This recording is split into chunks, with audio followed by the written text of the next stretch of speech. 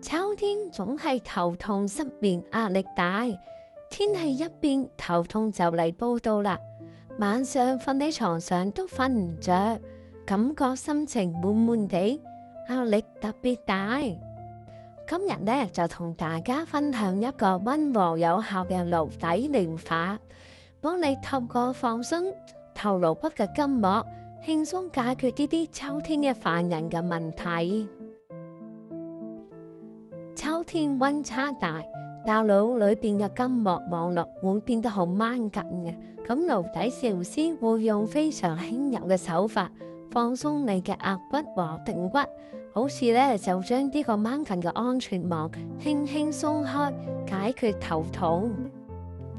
點樣先可以放下秋季嘅抑鬱與腸胃不適呢？首先就係做個舌骨放鬆，可以幫助吞咽咽喉疾患，舒緩壓力，讓心情自然放鬆，唔會再掹緊啦，告別多愁善感嘅秋日情緒。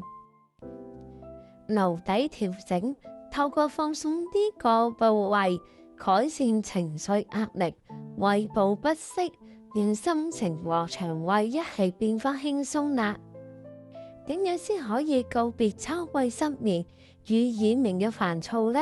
就係肋骨和骶骨放鬆啦，連接小腦膜，放鬆顱內滑探嘅筋膜，不僅呢對失眠有幫助，都能夠讓好煩人嘅耳鳴獲得舒緩。快啲嚟試下這個溫和有效嘅顱底療法，透過放鬆顱筋膜，從根本解決秋季不適，讓你一夜好眠，整天精神飽滿。預約專業嘅顱底治療，56222032，搵我啦！